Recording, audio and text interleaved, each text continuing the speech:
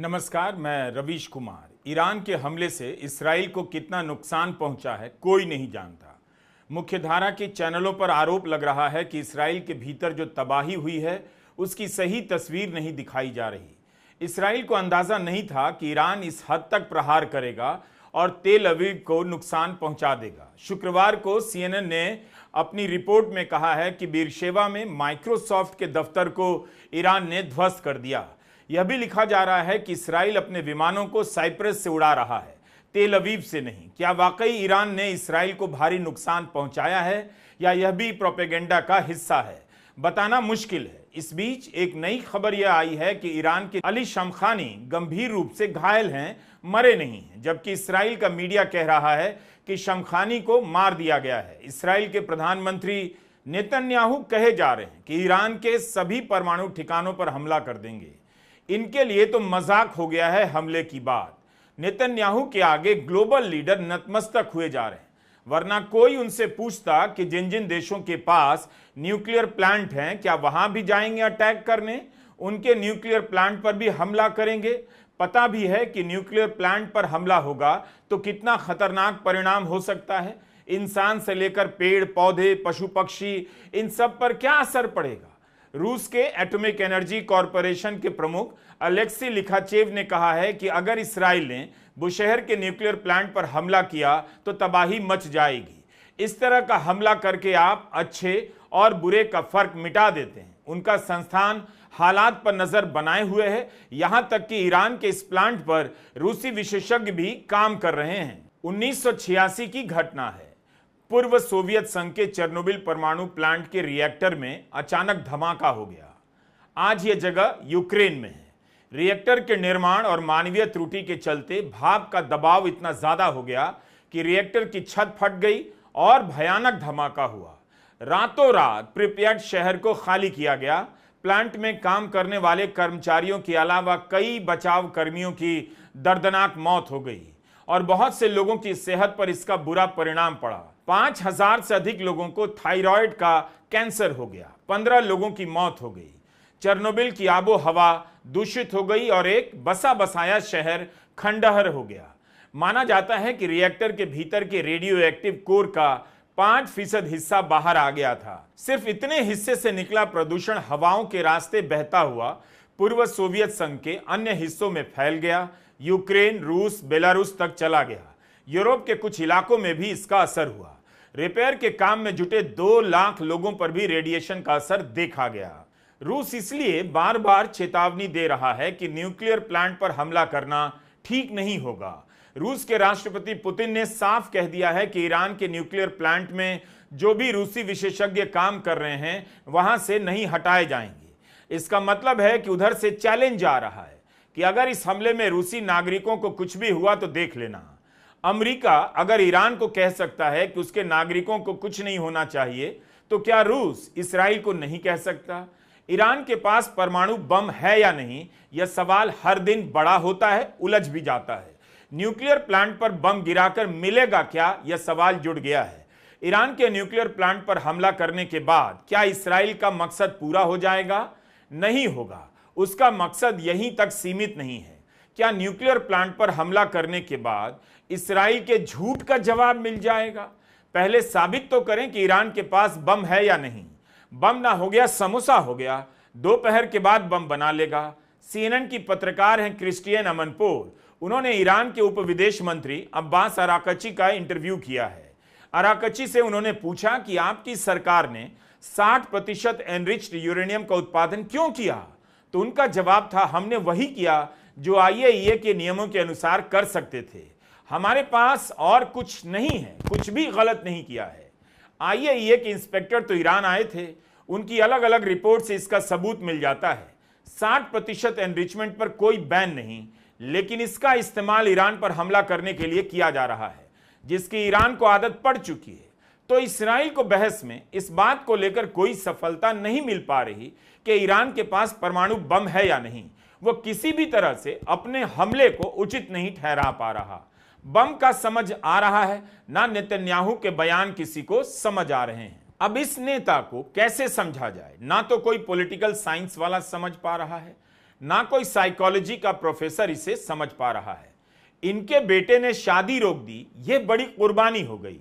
यहां 2 साल से बच्चों पर, महिलाओं पर बम गिरा रहे हैं। आज भी गजा में लोग मारे जा रहे हैं और ये शादी रोकने को कुर्बानी बता रहे हैं। क्या यह दुनिया इस हद तक नकारा हो चुकी है कि उसे कुछ समझ नहीं आ रहा? नेतन्याहू किस मिट्टी के बने हैं कि आज अमेरिका भी इनके शिकंजे में जकड़ा नजर आता है? गजा के नरसंहार के दाग के साथ यह कैसा इसराइल बनाना चाहते हैं? क्या इन्हें नहीं पता कि आज न कल नरसंहार की एक एक दास्तान दर्ज होगी, बल्कि इसी समय में दर्ज हो रही है।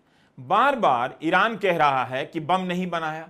इससे तो आप ईरान को यह समझने की छूट दे रहे हैं कि बम नहीं भी होगा तब भी आप पर बम के नाम पर अटैक करेंगे, तो बेहतर है बम बना लो। अमेरिका के भीतर देखिए कितने सवाल उठ रहे हैं कि ईरान के पास बम है, पहले इसका प्रमाण दो। दिया नहीं जा रहा है। आप हिंदी में यह वीडियो क्यों देख रहे हैं? इसलिए कि देखिए ये ग्लोबल लीडर कितने खतरनाक हो सकते हैं। कब 5, 10, 100, 50 लोग मिलकर इन नेताओं को आगे कर दुनिया को युद्ध में झोंक सकते हैं। बम के साथ एक सवाल जुड़ा हुआ है, ईरान में सत्ता परिवर्तन का।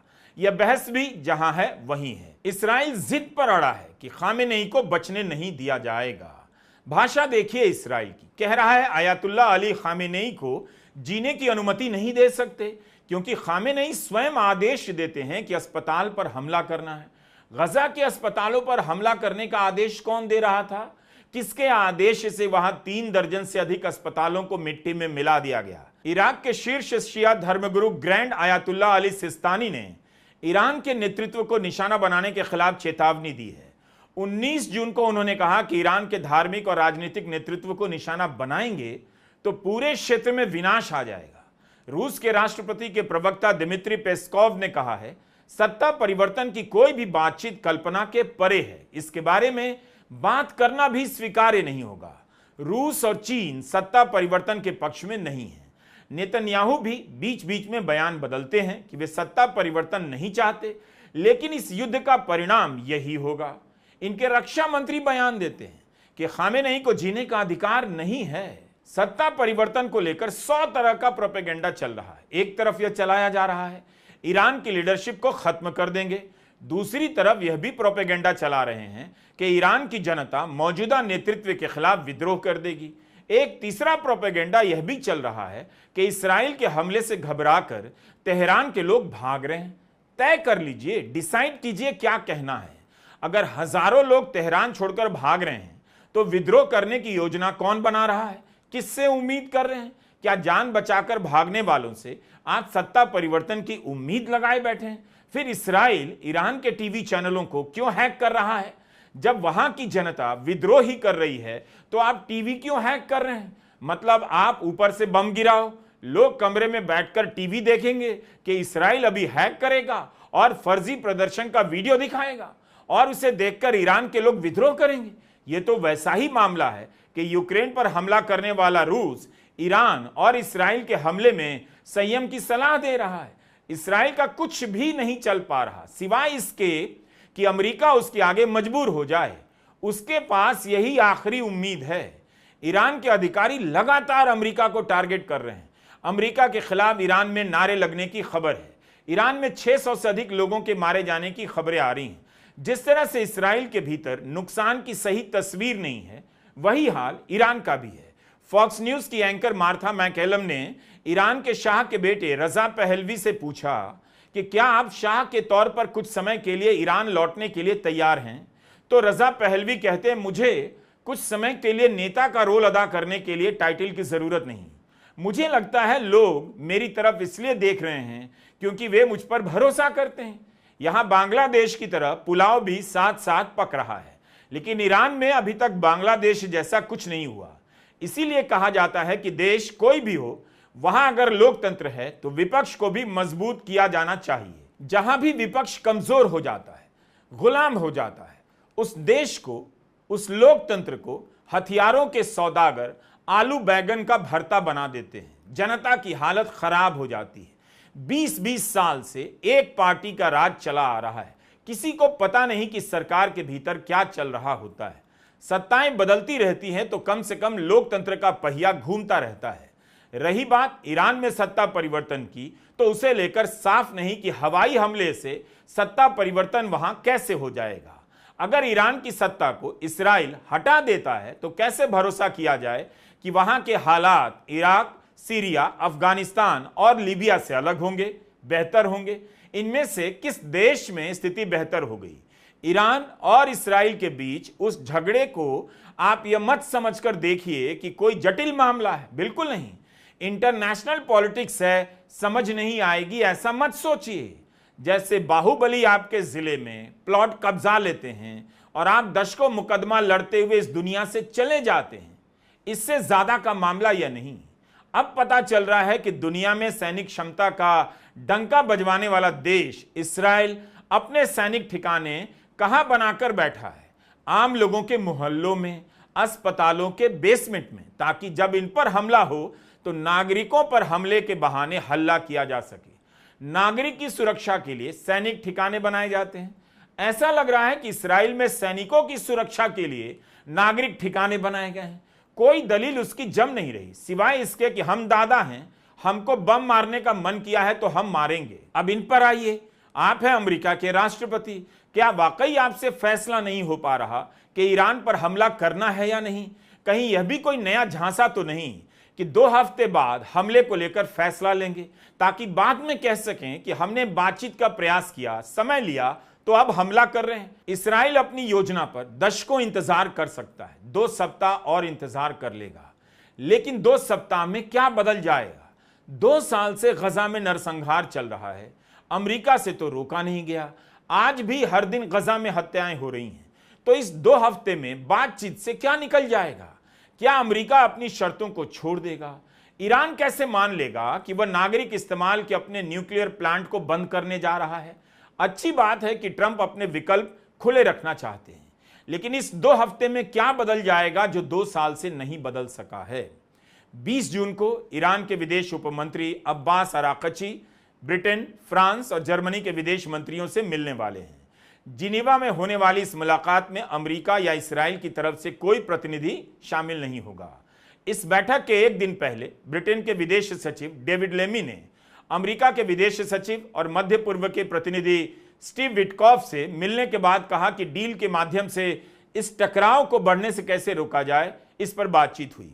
मध्य पूर्व में स्थिति नाजुक है, हम इसे लेकर प्रतिबद्ध हैं कि ईरान के पास कभी परमाणु हथियार ना हो। अगले 2 हफ्ते में कूटनीतिक हल हासिल कर पाने की एक खिड़की खुली है। एक तरफ यूरोप के नेता कूटनीतिक हल और डी-एस्केलेशन की बात कर रहे हैं, मगर विज्ञापन किसका कर रहे हैं, सामान क्या बेच रहे हैं वो भी देखिए। ये फ्रांस के राष्ट्रपति इमैनुअल मैक्रों की पोस्ट है। तस्वीर में फोन की स्क्रीन पर रफाल की फोटो लगी है और लिखा है रफाल इज कॉलिंग। नीचे लिखा है हमारे यूरोप को बचाइए। ऊपर राष्ट्रपति लिख रहे हैं यूरोप के दोस्तों, आपके लिए एक कॉल है। ये रफाल बेच रहे हैं, इस लड़ाई में अपना धंधा चमका रहे हैं। याद रखिए, नेतन्याहू पर नैतिक, आर्थिक, सैनिक, सामाजिक, राजनीतिक, व्यक्तिगत किसी भी प्रकार का दबाव बनाने में यूरोप को सफलता नहीं मिली है। 2 साल से यूरोप के नेता बयान देकर अपने काम में मस्त हो जाते हैं। 24-25 जून को नेटो के अध्यक्ष हेग में मिलने वाले हैं। ट्रंप भी इसमें शामिल होंगे। यूरोप चाहता है कि युद्ध बढ़ाना हो, लेकिन क्या ट्रंप ईरान के टोटल सरेंडर की अपनी शर्त से पीछे हट जाएंगे? उनके कंफ्यूज होने को लेकर अमेरिका में आलोचना हो रही है कि खुद को निर्णायक फैसला लेने का दम्भ भरते हैं, मगर फैसला नहीं ले पा रहे। अमेरिकी मीडिया में उनके कई बयान चलाए जा रहे हैं, जिनमें ट्रंप अलग अलग समस्याओं के बारे में कहते हुए सुने जा सकते हैं कि 2 हफ्ते में ये कर देंगे, 2 वीक्स में वो कर देंगे। ट्रंप को समझना होगा कि हर किसी के बस की बात नहीं कि रात 8 बजे टीवी पर आए और नोटबंदी की घोषणा कर दी। आज तक किसी को पता नहीं चला नोटबंदी से मिला क्या।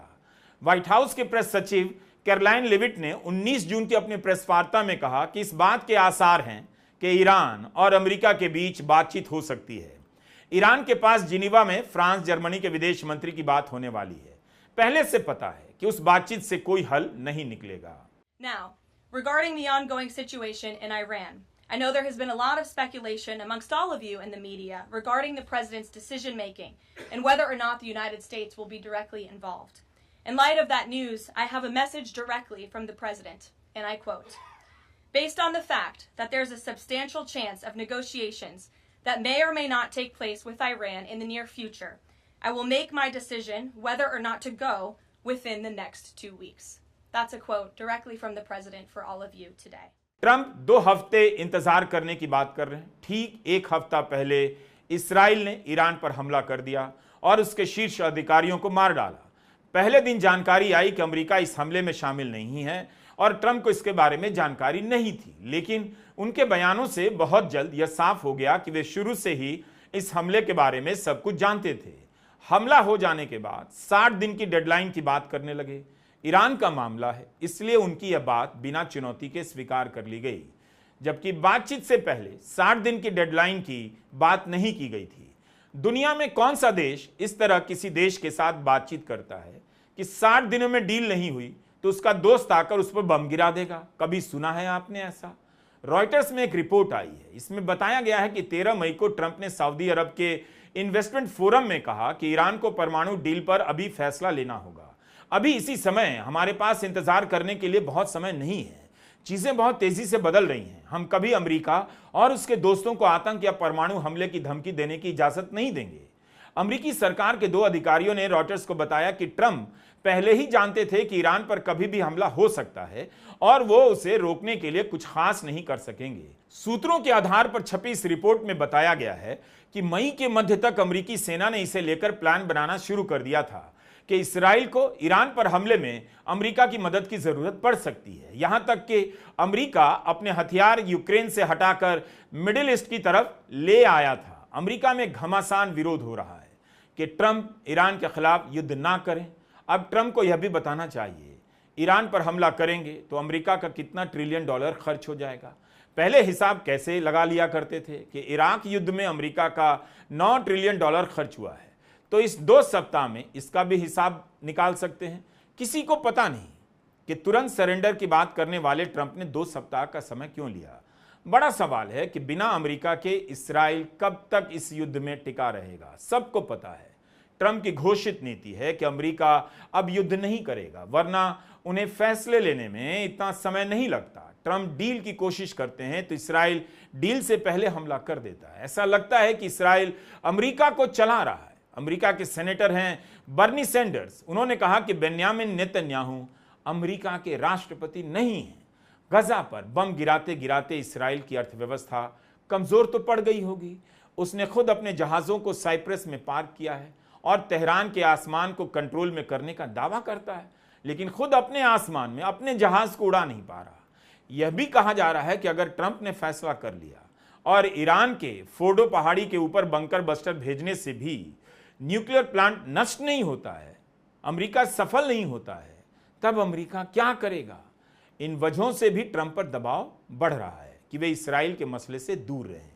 इसराइल का अमेरिका में कितना प्रभाव है, इस बात से भी पता चलता है कि विरोधी दल यानी डेमोक्रेट के सीनियर नेता चक शूमर भी जल्दी हमला नहीं करने के लिए ट्रंप की आलोचना कर रहे हैं।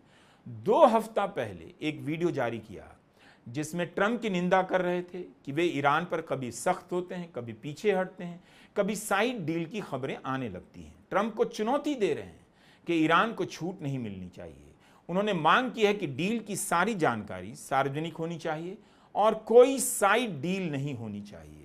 When it comes to negotiating with the terrorist government of Iran, Trump's all over the lot. One day he sounds tough, the next day he's backing off. And now, all of a sudden, we find out that Witkoff and Rubio are negotiating a secret side deal with Iran. What kind of bull is this? They're going to sound tough in public and then have a side deal that lets Iran get away with everything? That's outrageous. We need to make that side deal public. Any side deal should be before Congress and, most importantly, the American people. If Taco Trump is already folding, the American public should know about it.